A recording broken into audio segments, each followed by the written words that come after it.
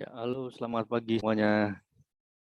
Halo, selamat pagi Pak Fikri, selamat pagi Mas Gatot, selamat pagi para peserta lainnya. Pagi, Ya, Mas Indra. terima kasih.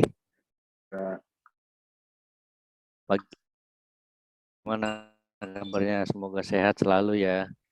Ya, ya, makasih untuk semuanya di pagi talk yang mana hari ini menghadirkan Coach Fikri ya, dari founder NetHub, atau ini NetHub ini salah satu working space yang ada di Yogyakarta ya, Mas Fikri ya. Halo Mas Fikri, apa kabar? Halo, Sehat selalu ya. ya selamat pagi Mas Indra. Oke, Alhamdulillah ya. sehat. Alhamdulillah, yang penting di tahun-tahun sekarang ini sehat dulu yang penting.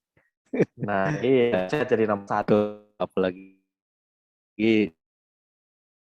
sekarang nih naik terus nih, terutama di Jabodetabek. Ya. Iya. Di Jogja ini juga sepertinya kalau bicara angka sih mengkhawatirkan ya. Tapi ya, bismillah lah, semoga semuanya aman. Amin, amin. Amin. Ya, kemudian ada Mas Gatot Wicaksono sebagai CEO dari PT Jari Karya Indonesia atau Jaripis, yang mana ini adalah salah satu aplikasi berbasis Android dan iOS ya, yang bisa dipakai untuk memonitoring pekerjaan tim lapangan. Bisa dipakai untuk tim sales, teknisi, surveyor, atau apapun itu yang notabene teman-teman lapangan pekerjaannya, reportingnya pengen diketahui secara oleh atas.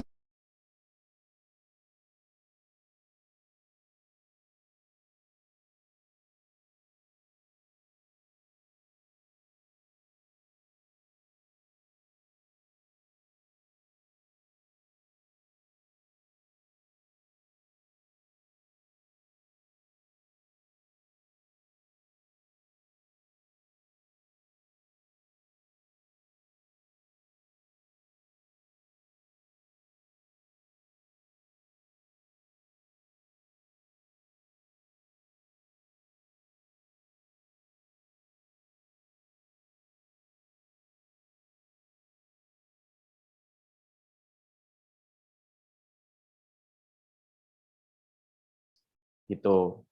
Jadi pengalaman saya sendiri dan pengalaman klien saya, kebetulan saya juga memang kegiatan utamanya sebenarnya bisnis coach ya. Jadi bisnisnya buat sambilan, kalau self employ-nya yang harus keluar tenaga setiap hari itu jadi bisnis coach ya. Teman-teman mungkin bisa cek di Instagramnya @latih_Indonesia, itu aktivitas kita di bisnis coaching ya. Jadi kalau pengalaman saya sendiri di bisnis, satu hal aja, contoh akuntansi gitu ya. Zaman dulu kita yang namanya satu unit bisnis itu pasti satu akuntan gitu. Karena apa? Ya karena semua data itu harus dikolek secara manual. Jadi baik nota, kemudian kwitansi dan lain sebagainya itu harus manual. Jadi satu tempat satu akuntan. Bayangin, kita sebelum pandemi itu ada 4 hotel, 20 homestay. Kalau satu tempat itu harus satu akuntan, harus berapa akuntan yang harus kita bayar? Nah, begitu sekarang sudah ada teknologi di mana laporan keuangan itu semuanya bisa online, kita semua tempat itu bisa dirangkum dalam satu akuntan gitu. Jadi tidak perlu terlalu banyak akuntan. Untuk keuangannya yang input siapa? Ya bisa dari front office atau dari CS yang ada. Karena input itu kan sebenarnya gampang ya, termasuk nota dan lain sebagainya itu gampang inputnya. Nah, fungsinya akuntan kan dia untuk ngecek ya, untuk kontrol. Jadi sebenarnya cukup satu orang aja. Yang lain cukup dengan software yang sehingga biayanya relatif sangat turun seperti itu. Itu satu contoh yang belum ada kaitannya dengan artificial intelligence, dengan Internet of Things dan lain sebagainya. Seperti itu. Nah, ditambah lagi untuk kita marketing, jualan, zaman sekarang kan serba Internet of Things ya, dan artificial intelligence itu sangat-sangat menghemat kalau kita bilang dalam urusan bisnis ya, atau bisa kita bilang itu apa ya, meningkatkan produktivitas kita walaupun biayanya sebenarnya relatif cenderung ditekan Seperti itu. Mungkin itu Mas prolog dari saya ya. Gitu. Silakan. Baik, makasih luar biasa ini. Ini tadinya rencana kita akan ke Jogja ini Mas, The Coach, tapi karena situasi dan lain hal, harusnya minggu ini kita ke Jogja. Next month kita bisa jumpa langsung di Jogja gitu ya. Baik. Mas Laksono sekarang di mana posisi? Kita di Jakarta semua ini dengan Mas Gatot juga, tapi berdua kita ini WFH. asli atau darah Jogja ini. Oh, siap. Iya, Kita iya. kantor kita di Baik. Jakarta itu di Kemayoran juga ada Bay Office. Oh, oke. Baik. Oke, baik. Selanjutnya mungkin saya akan tanya ini. Di era new normal seperti ini gitu ya, atau bahkan ya kita dipaksa menjadi normal kembali dengan situasi seperti ini, gitu ya. Menurut Coach Fikri nih, apa saja dampak positif nih kira-kira penerapan teknologi internet atau penerapan digitalisasi dalam perusahaan? Dampak positifnya seperti apa? Silakan. Ya jelas kalau kita bicara positif, sebelum ke bisnis mesti urusan pribadi dulu ya. Jadi yang zaman dulu nih sebelum pandemi itu orang lupa ada sisi-sisi kehidupan. Jadi fokusnya banyak ngejar di bisnis, waktunya banyak dihabiskan di kantor, kemudian pulangnya itu molor dalam 7 hari 6 hari di kantor dan lain sebagainya. Tetapi begitu kena pandemi, ini mayoritas orang ini akhirnya bisa di rumah, kumpul dengan keluarganya, yang orang tua bisa kumpul dengan anaknya. Nah, itu sebenarnya dampak positif yang menurut saya sih paling penting ya. Nah, di luar itu ternyata bekerja itu bisa jauh lebih efisien karena sudah banyak banget tool online ya. Kalau saya tanya di pemerintah, pemerintah itu sebenarnya banyak terbantu akibat WFH ya.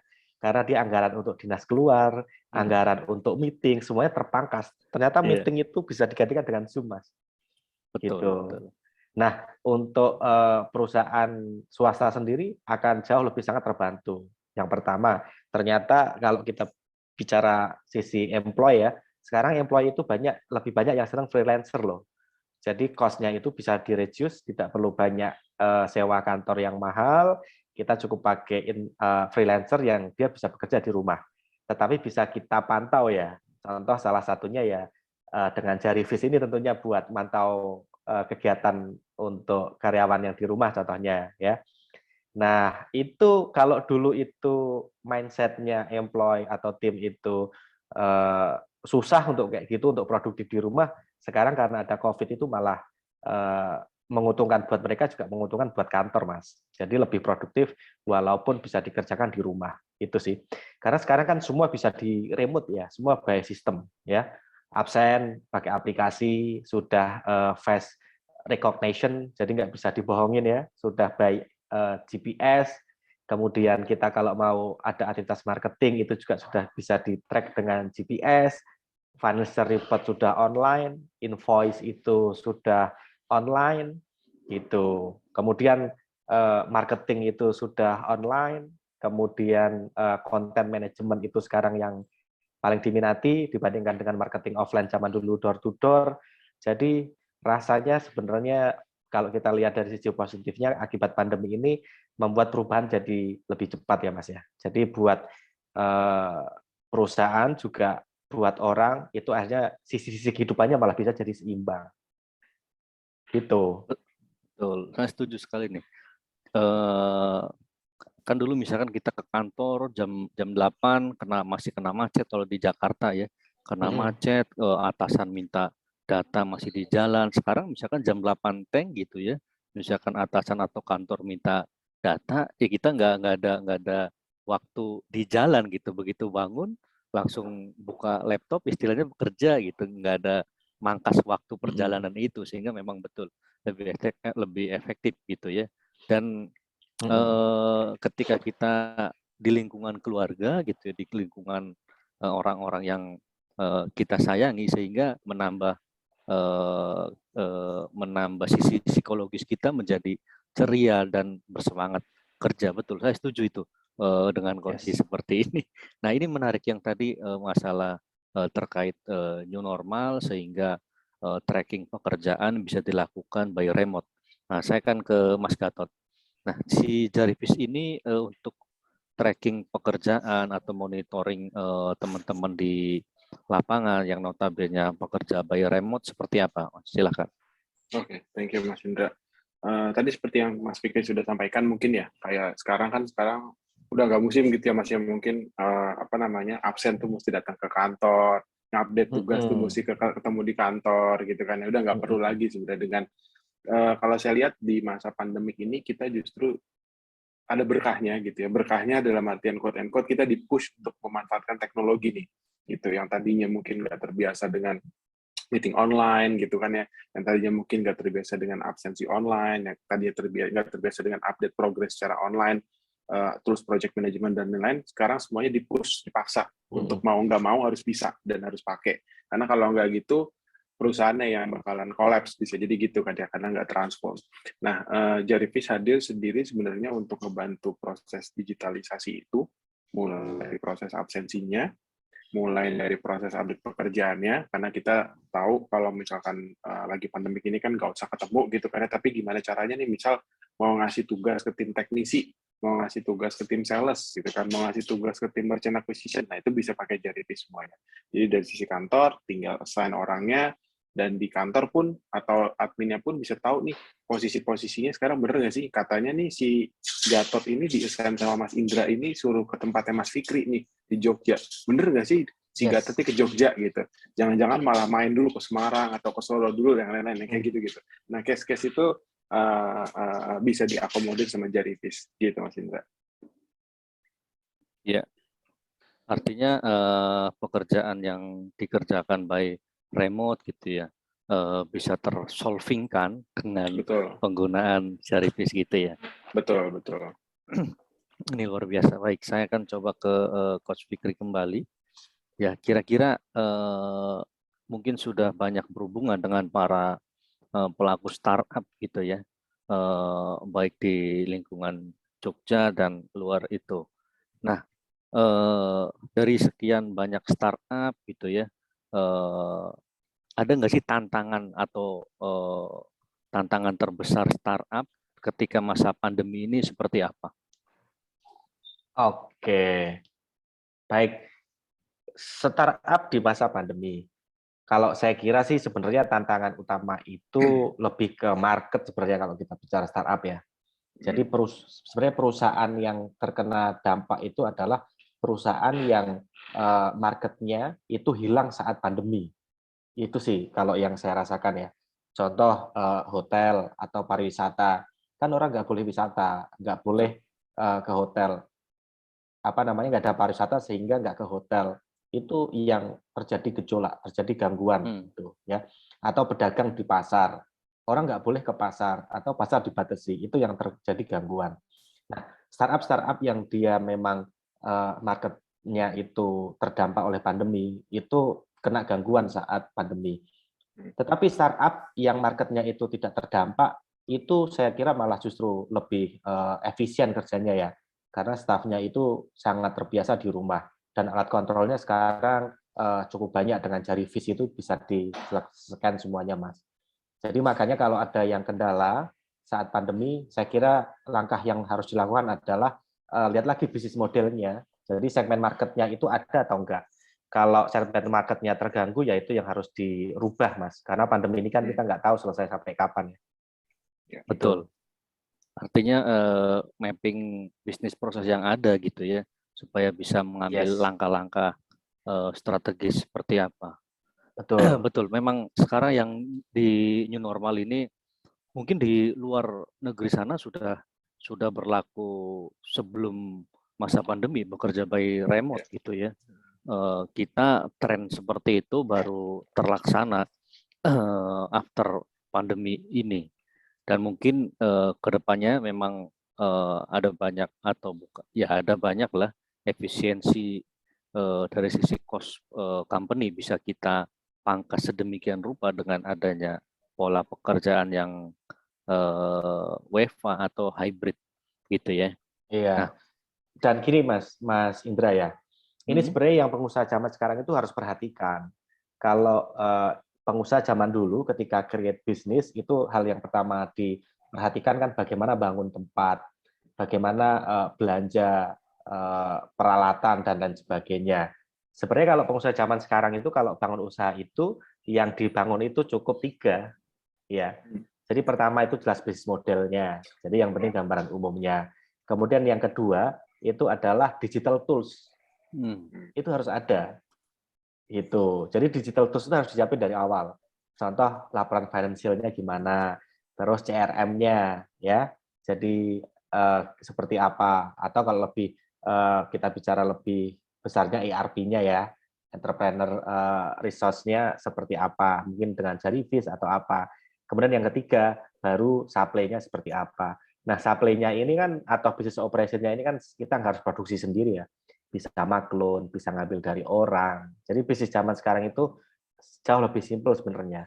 Nah, tetapi kalau orang zaman dulu biasanya melupakan yang kedua tadi itu. Jadi digital tools-nya. Nah, sekarang itu wajib yang namanya bisnis itu harus dengan digital tools. Gitu, Mas. betul.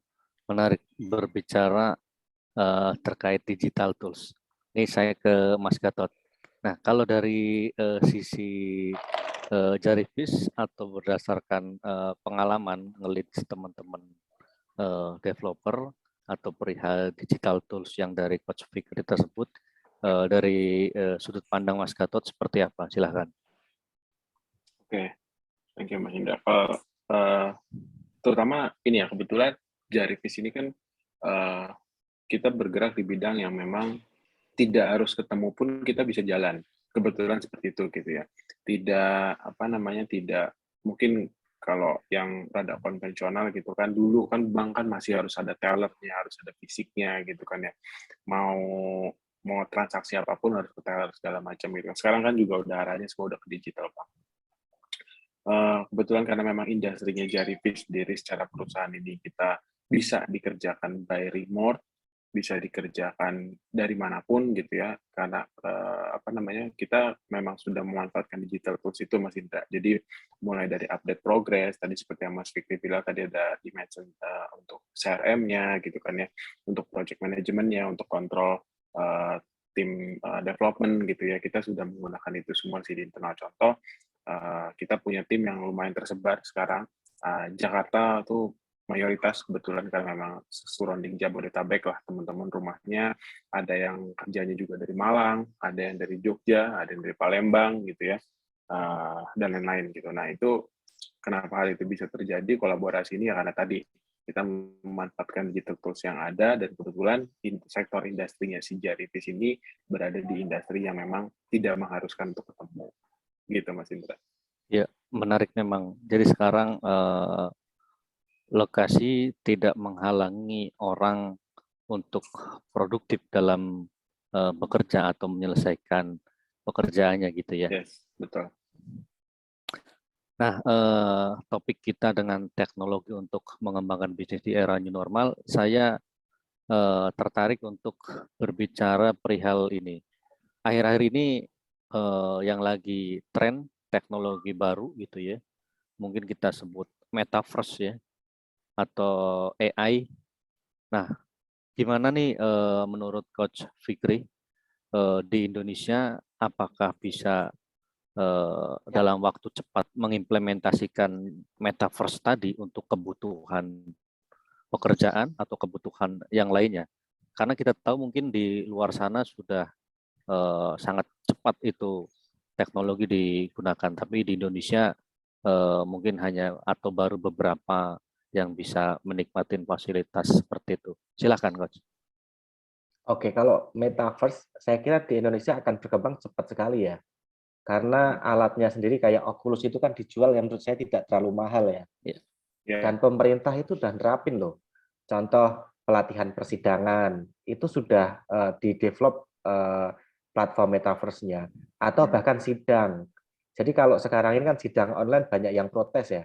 Betul. Ini Kejaksaan lagi develop metaverse persidangan. Jadi nanti sidang itu walaupun online tapi akan benar-benar kayak kelihatan langsung gitu. Karena dengan metaverse ya, dengan Oculus atau dengan alat yang memang sudah dimodifikasi, memang benar-benar biar kayak persidangan gitu.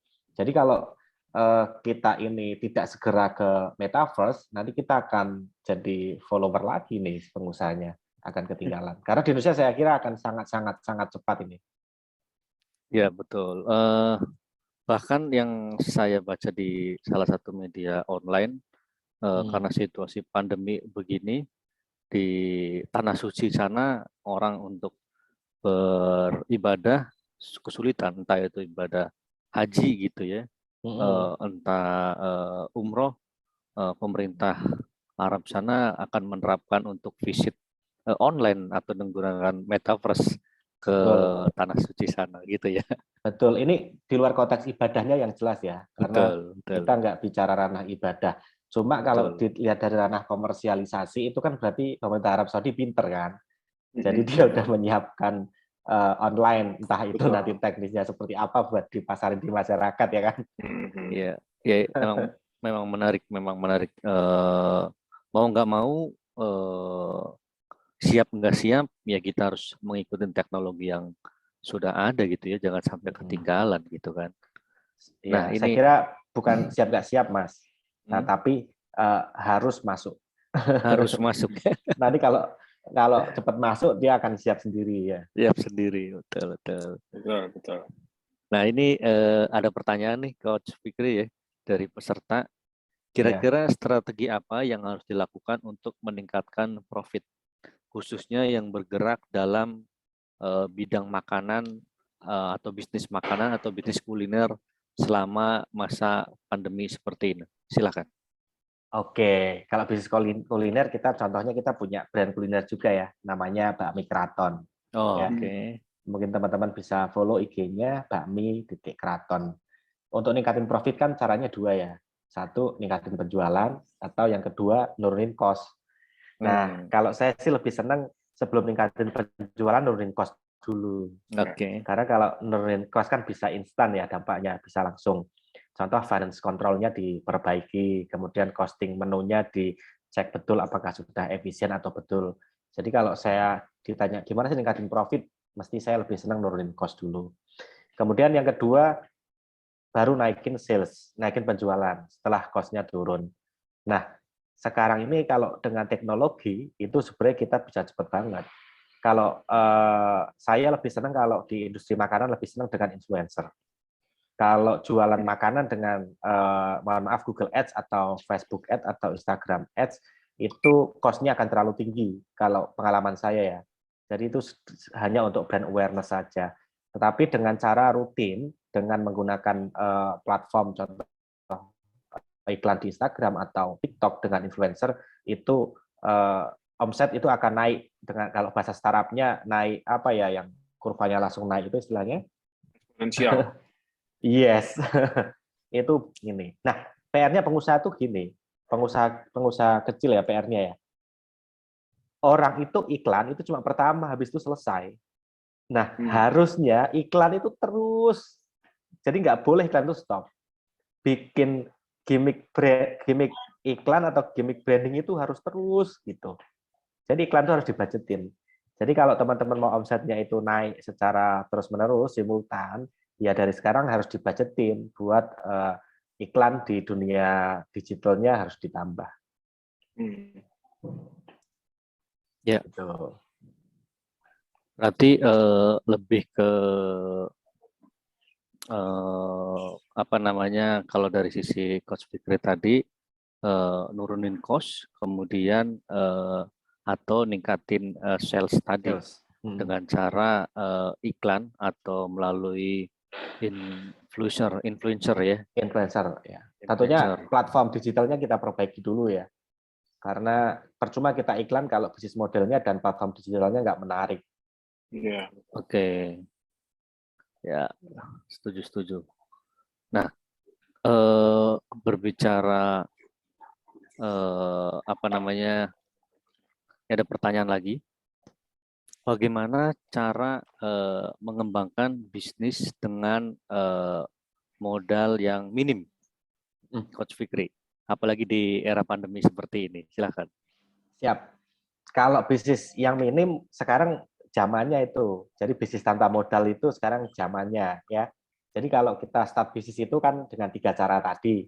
Saya sudah jelasin seperti tadi sudah singgung ya. Yang pertama bisnis modelnya harus jelas dulu. Teman-teman kalau nggak tahu bisnis model bisa cek di website banyak itu training bisnis model Canvas ya.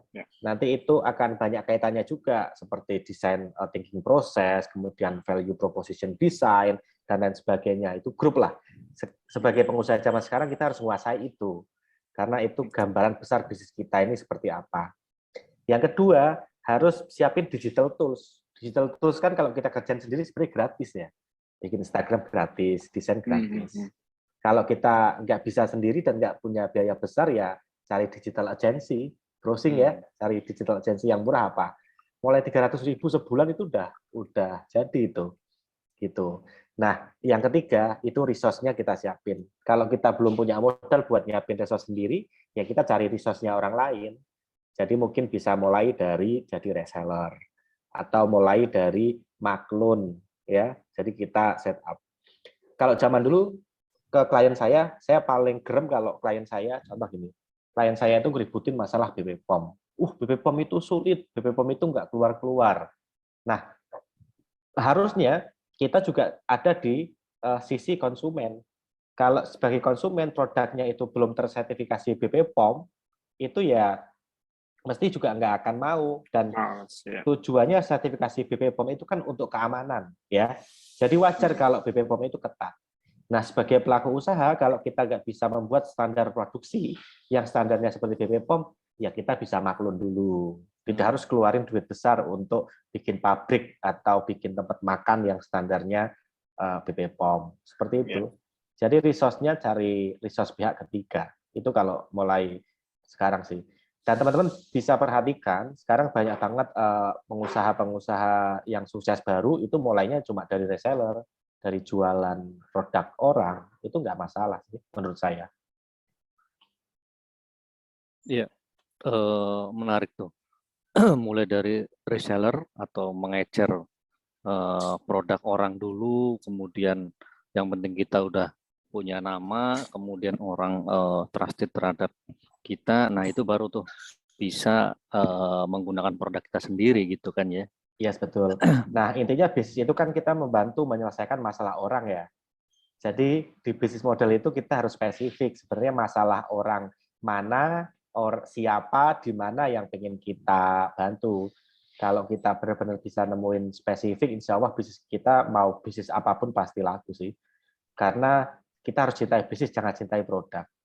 Intinya produk apapun itu bisa jadi untung yang besar. Tetapi kalau kita jualan produk tidak kepada orang yang tepat dan waktu yang tepat, ya nggak bakal laku.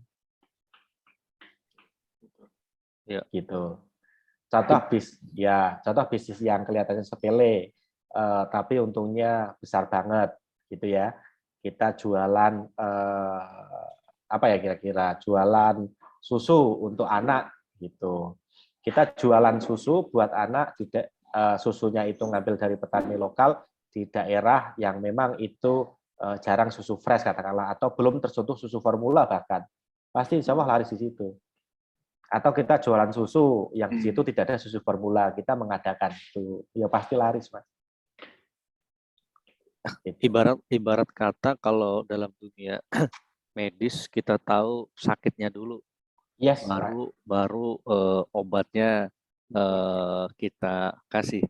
Tentu obatnya itu kan nggak mungkin ada tahapannya gitu kan ya. Betul. Karena sakitnya meriang dan lain sebagainya gitu ya. Tentu obat pertama dulu, dosisnya naikin gitu ya. Betul. Itulah kenapa pasti ada orang kaya baru setiap krisis, Mas.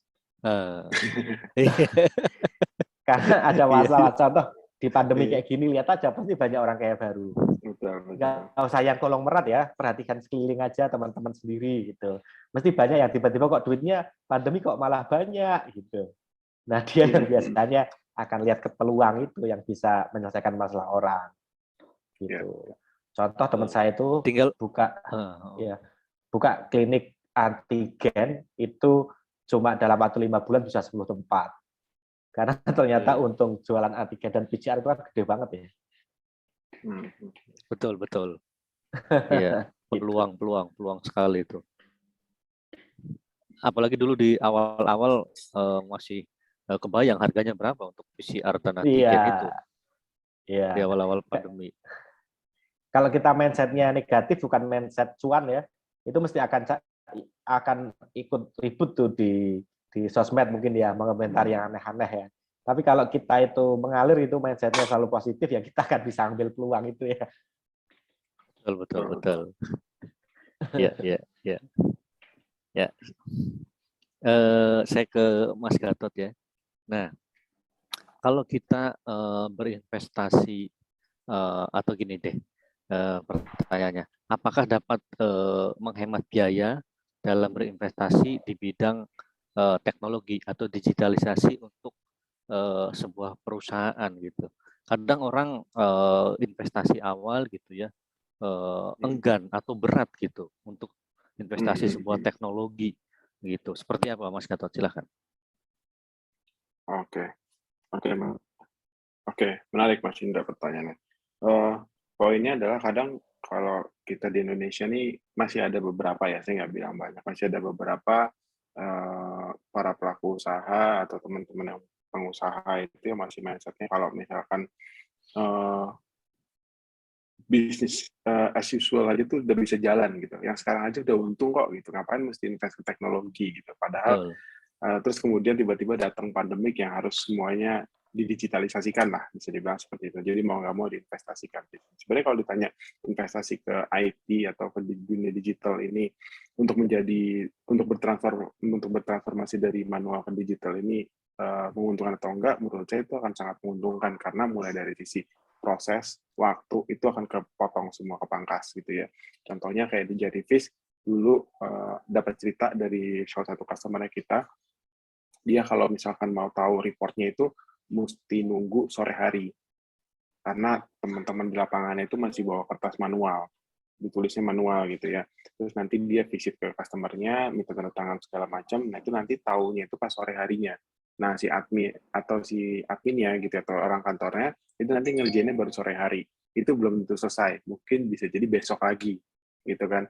Nah, bayangin kalau misalkan saya visit ke tempatnya Mas Fikri misalkan sekarang nih jam 10 setengah 11 saya submit, adminnya langsung tahu. Kan itu udah motong proses setengah hari lebih gitu kan. Itu motong cost gitu. Secara nggak langsung itu ngurangin biaya, ngurangin proses segala macam. Yang tadinya mungkin harus bayar lembur jadi nggak bayar lembur, yang tadinya orangnya besok bisa ngerjain yang lain jadi bisa harusnya bisa ngerjain yang lain jadi tetap bisa ngerjain yang sekarang gitu. Nah yang kayak gitu-gitu sebenarnya menurut saya adalah investasi di bidang teknologi gitu, mempercepat proses dan bisa secara tidak langsung memotong cost yang ada gitu. Dan yang menariknya lagi adalah di sisi Jarifish ini kita nggak ada initial setup lah nyebutnya di awal, tapi kita cuma bayar subscribe per bulan per user. Jadi ini benar-benar Jarifish ini modelnya running cost. Jadi kayak kita langganan Netflix aja gitu Mas Fikri, kayak langganan Spotify. Menarik. Jadi tagline-nya kita tuh cuma 1 teh botol per user per hari, Mas. Jadi cuma 5.000 perak Mas, per user per hari. Jadi kalau ditanya Jarifish bulanannya berapa gitu, cuma 150.000 Mas per bulan per user. Udah nggak usah ngurusin server, udah nggak usah ngurusin Google Maps, udah ada aplikasinya tinggal pakai gitu. Jadi itu akan sangat ngebantu teman-teman yang punya usaha, teman-teman yang memang mau go digital gitu ya, terutama yang punya banyak tim lapangan. Nah ini akan sangat kebantu gitu. Jadi kita modelnya user base dan modelnya subscribe supaya jadinya running cost aja. Jadi OPEX saja, nggak usah jadi CAPEX. Gitu Mas Indra. Ya. Nah kalau misalkan ada ada perusahaan punya beberapa branch atau cabang gitu ya, dan mereka mau ngontrol aktivitas cabang-cabang tersebut. Kadang manajemen pengen laporan atau pengen ngambil keputusan secara cepat gitu kan. Nah, dan itu kan reportingnya pengen secara online juga seperti yang tadi disebutkan. Nah, apakah Jarifish itu bisa dipakai untuk ngontrol masing-masing cabang dari satu perusahaan nggak? Oke. case-nya itu ada di salah satu customer kita, kebetulan dia HO-nya ada di Jakarta gitu ya. Dia punya beberapa cabang, kalau di Jawa Barat gitu ya udah banyak cabangnya, terus di daerah Sumatera bagian selatan itu banyak cabangnya, hampir setiap provinsi ada di Sumatera bagian selatan. Ada lagi di Kalimantan. Bayangin kalau misalkan dia mau tahu kondisi real time-nya aja tuh susah gitu case-nya dia yang kemarin gitu kan ya. Tapi dengan adanya kita gitu kan, kita berhasil ngebantuin mereka yang di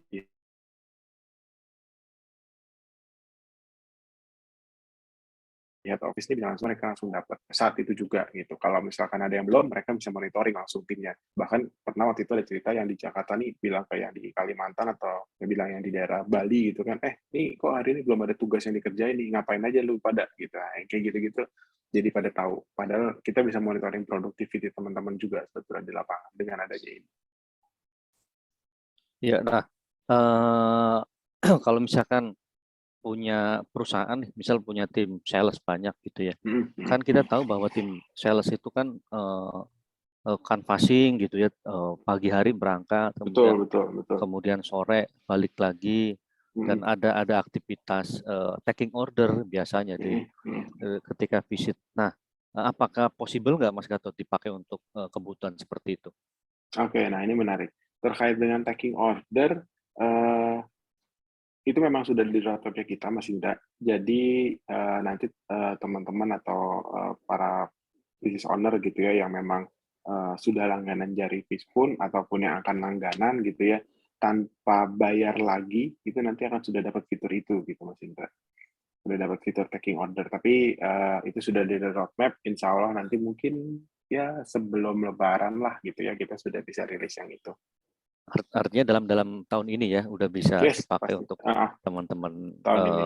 taking order gitu ya, teman-teman Karena sales. karena taking order itu menurut saya akan sangat amat memotong chain yang ada gitu ya, mulai dari teman-teman sales visit misalkan tim distribution gitu ya, visit ke warung-warung, ke toko-toko, ada yang mau beli berapa gitu kan ya. Kalau di kantor atau di warehouse-nya langsung tahu, itu langsung bisa disiapin hari itu juga. Bayangin kalau misalkan dia nulisnya masih di kertas, terus nanti sore baru balik, orang warehouse-nya besoknya baru baca report-nya, besoknya baru disiapin, besoknya baru dikirim. Ada jeda 2-3 hari di situ. Nah, kita coba potong itu dengan cara pada saat saya visit ke toko atau saya visit ke warung, orang warehouse atau orang kantor langsung tahu, langsung nyiapin, sorenya bisa langsung dikirim. Itu kan akan mempercepat cash flow juga untuk satu perusahaan distribusi itu. Gitu, Betul. Luar biasa. Ini ada pertanyaan dari Mbak Tresia nih buat Mas Gatot dan Mas Fikri katanya. Selama pandemi ini kan banyak teknologi yang dikembangkan gitu ya. Faktor apa yang dijadikan bahan pertimbangan ketika memilih teknologi untuk membantu dalam pekerjaan? Mungkin ke Mas Gatot dulu. Oke, faktor apa yang dijadikan bahan pertimbangan ketika memilih teknologi untuk membantu dalam bekerja? Oke, kalau saya sendiri prinsipnya adalah yang penting teknologi itu dapat membantu. Intinya dengan adanya teknologi kita jadi simple. Kalau dengan adanya teknologi kita jadi rumit, malah itu kan malah nggak ngebantu namanya, malah bikin sulit gitu kan ya. Tapi dengan adanya teknologi kita kita udah nggak perlu udah nggak perlu ribet-ribet lagi gitu. Contoh kalau untuk di tim development dulu mungkin awal-awal kita belum pakai tools project management gitu ya. Sekarang kita pakai Azure DevOps gitu kan. Kita bisa nge-track progresnya teman-teman sehari, berapa jam kerjanya, ngerjain apa aja, result-nya apa, hasilnya apa gitu kan ya. Ada yang geser nggak waktunya kira-kira dari proses delivery-nya. Nah, itu kita kontrol semua di Azure DevOps. Karena program kita kan menyebar gitu ya. Terus kalau untuk tim sales, kita ada pakai tools CRM juga buat monitoring calon customer ini sudah sampai mana progresnya. Kurang lebih gitu Mas Indra. Intinya yang bisa faktornya apa bukan dari sisi teknologi yang digunakan atau mungkin bahasanya harus pakai ini istilahnya nggak perlu, yang penting bisa mempermudah sih. Mempermudah pekerjaan gitu ya, berdasarkan itu. Nah, ya, ini pertanyaan yang sama untuk ke Coach Fikri, silakan. Saya sependapat dengan Mas Gatot. Itu benar banget ya. Jadi teknologi yang dipakai harus mempermudah, tidak mempersulit gitu. Terus saya nambahin aja mungkin, kalau saya biasanya pakai sesuatu, cari tools yang bisa di trial dulu atau free trial dulu. Nah dari situ kita bisa tahu itu mempermudah atau enggak gitu. Betul, betul. Biasanya kalau aplikasi nggak mau kasih free trial udah tanda tanya itu. Jadi bisa kan Mas? Bisa dong, bisa dong. Nah, gitu. Yang mau free trial bisa langsung kontak Mas Indra. Oke, jadi itu sih kalau saya. Jadi aplikasi itu yang jelas bisa mempermudah. Yang kedua ada free trial-nya dulu. Jadi kita Betul. make sure ya. Betul, betul Mas. Setuju Mas. Karena jangan sampai kita implement satu teknologi tapi nggak match kan dengan bisnis kita kan. Itu yang jadi sia-sia gitu. Betul, sepakat ya. Baik.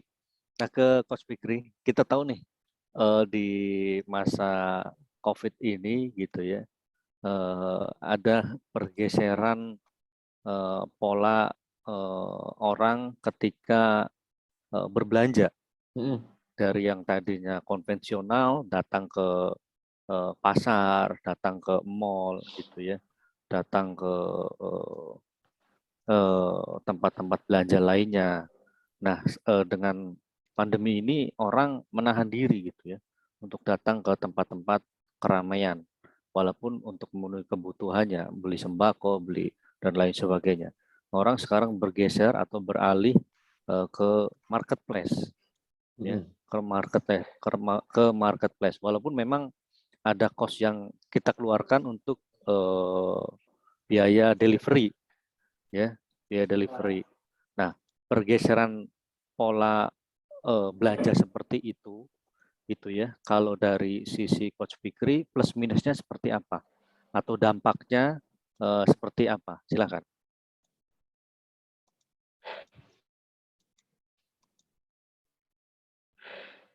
Ya, silakan. Kalau dalam sisi bisnis sebenarnya malah bagus banget ya. Karena asalkan kita tahu caranya untuk jadi bisnis kita jadi online itu kan lebih efisien ya. Biasanya kita juga bisa ngeflow nih orang belanja atau pembelian dalam sebulan berapa, jadi stoknya itu bisa jauh lebih efisien daripada kita nyetok di toko, udah sewanya mahal, stoknya itu nggak pasti, jadi nggak karuan gitu. Jadi lebih enak online seperti sekarang sih. Cuma PR-nya memang kalau kita pengusaha tapi belum dengan sistem online ya kita harus segera moving ya, segera berpindah ke sistematika online ya. Walaupun itu toko kelontong atau toko sayur buah, jadi kita harus siaplah semuanya dengan online ordering. Gitu. Ya, karena pergeseran itu kita tahu tuh kemarin ada beberapa wholesale dan retail besar yang menutup gerainya di beberapa toko ya, sehingga dalam tanda kutip banyak orang yang jobless gitu ya. Nah, ini saya pikir itu menjadi salah satu dampak negatif adanya pergeseran teknologi gitu ya. Seperti itu. Nah, ini untuk tim ya, sebagai individu itu kita juga harus berubah ya. Ini mungkin sebagai tim di sebuah perusahaan. Sebagai tim itu kita harus berubah. Jadi zaman sekarang itu yang namanya pekerjaan itu pasti multitasking. Jadi beda kayak dulu. Gitu. Contoh kalau dulu staff front office kalau di hotel katakanlah ya kerjanya cuma check in check out aja. Sekarang staff front office ditambah PR harus input di software keuangan. Gitu. Bukan sebagai akuntan ya, sebagai apa ya? Ya sebagai tetap sebagai CS tapi input gitu. Atau bahkan pramugari. Pramugari itu sekarang kayak AirAsia. Dia jadi pramugari yang servis ke customer, dia juga bersih-bersih gitu. Mungkin ada maskapai lain yang dia pramugarinya sendiri, tukang bersih-bersihnya sendiri, kemudian semuanya beda-beda. Itu nggak bertahan sekarang. Bahkan hampir pilot ya, hampir bangkrut maskapai tersebut. Gitu. Nah, sekarang semua pekerjaan itu memang dituntut multitasking. Jadi sebagai tim ya kita harus siap multitasking biar kita tetap bisa bertahan di perusahaan itu, Mas. Atau kalau nggak siap ngikutin multitasking perusahaan, ya kita multitasking dengan cara membuat perusahaan sendiri, Mas. Karena kalau kita bikin perusahaan sendiri kan sebenarnya kita juga multitasking. Karena pengusaha di awal-awal itu mesti melakukan semuanya gitu sebelum punya banyak tim. Iya. memang ini merubah semuanya, baik pelaku usahanya, pemilik usahanya maupun timnya itu harus sama-sama mau berubah. Ya, mau nggak mau memang kita harus berubah gitu ya, Iya. mengikuti perubahan yang deres gitu, yang santer seperti ini. Betul. Gitu. Nah, baik, mungkin dari peserta silakan ada yang mau bertanya ke Coach Fikri atau ke Mas Gatot, silakan bisa langsung raise hand atau lewat chat, silakan.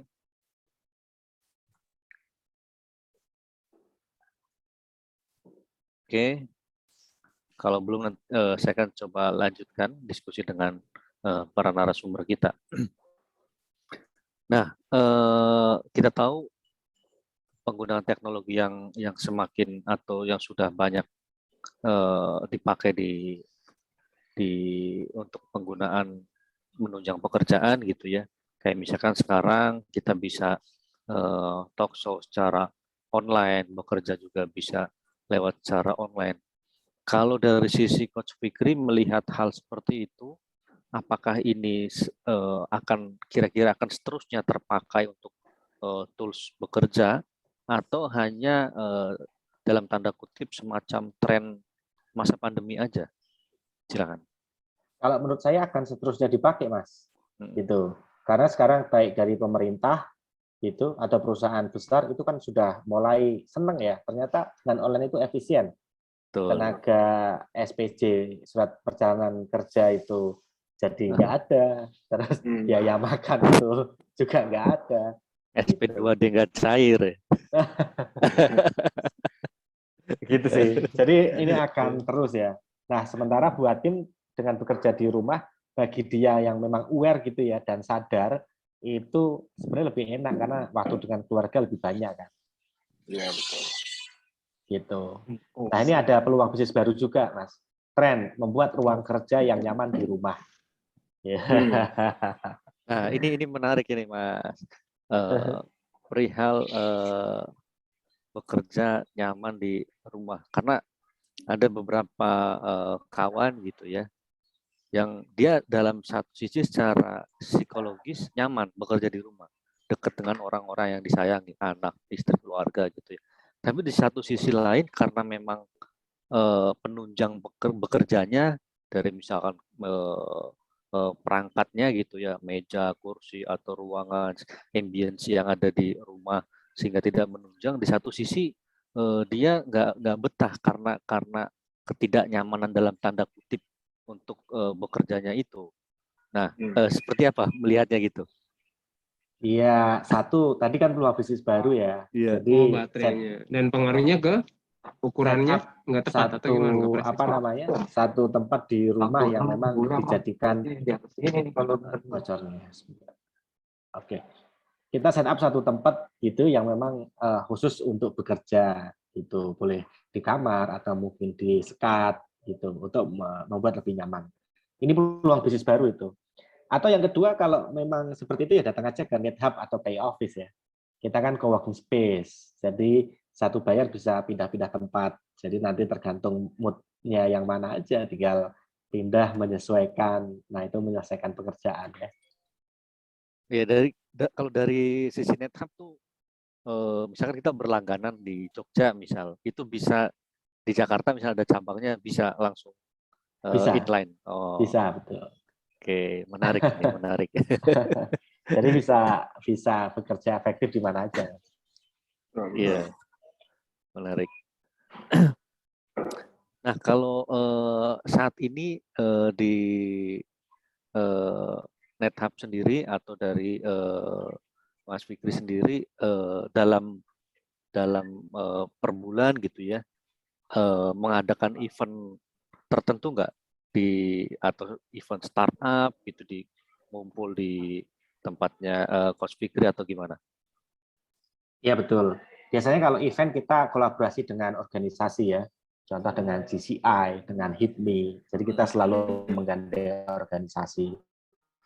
Kalau event rutin ada startup weekend dan lain sebagainya itu ada sih. Yang tahunan itu kita sendiri biasanya tetap join dengan berbagai organisasi dan sponsor.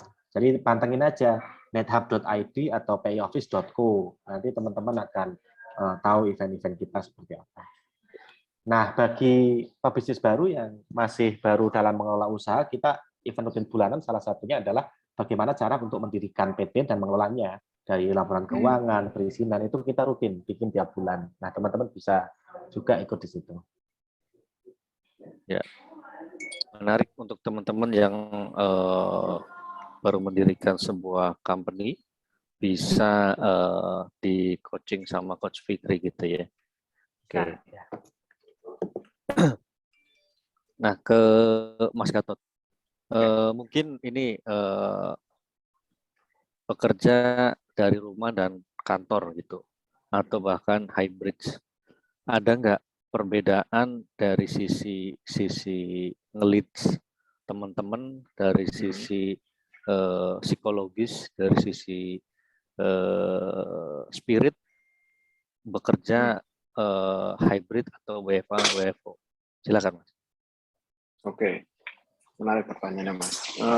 Kalau dibilang perbedaan atau enggak, pasti ada perbedaannya. Feel-nya kan lain ya, antara yang online sama yang offline gitu kan ya.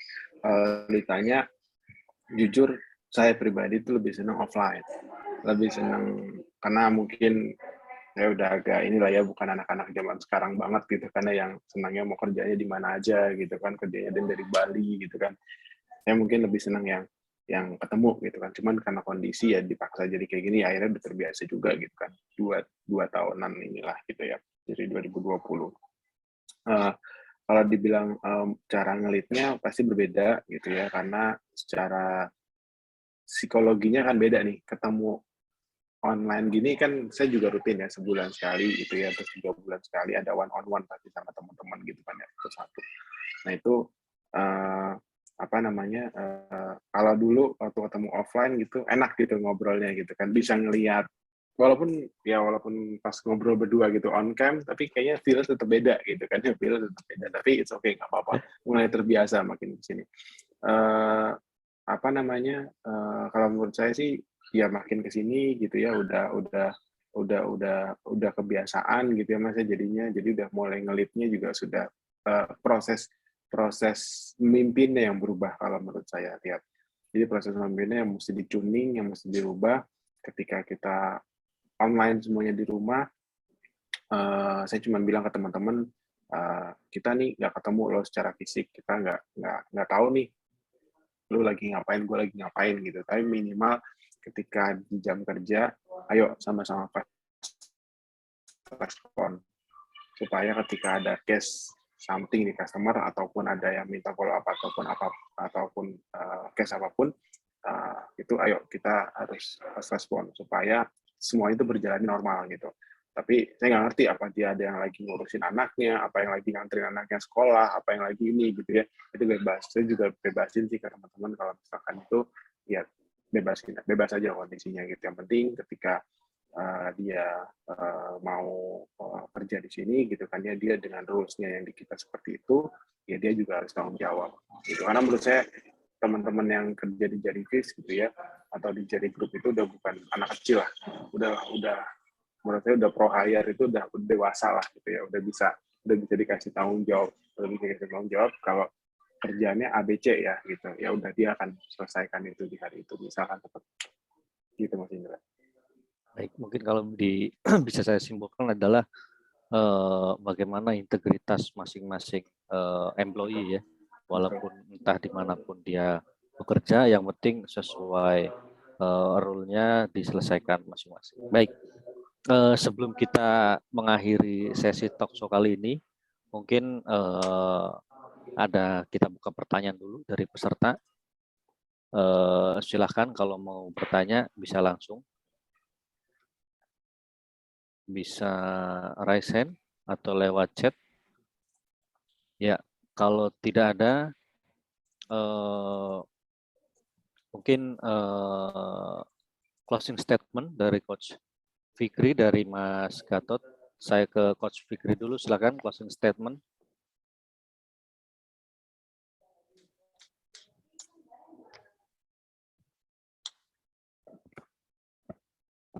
Ya, terputus. Oke, baik. Terima kasih teman-teman semua. Terima kasih juga buat Jarivis atas kesempatannya untuk berbagi di pagi hari ini. Kalau dari saya, teman-teman yang sudah punya usaha atau baru memulai usaha, pastikan itu kita menggunakan tools digital online ya, karena itu akan lebih membuat bisnis kita efisien. Dan teman-teman, jika memang penerapannya bingung atau dalam pengembangan bisnis itu masih bingung, teman-teman bisa join ke komunitas kita, bisa langsung sign up di medhub.id ya. Atau kalau teman-teman butuh pengembangan legal usaha, bisa dicari di legalusaha.com. Terima kasih. Baik, makasih. Dari Mas Gatot, closing statement silakan.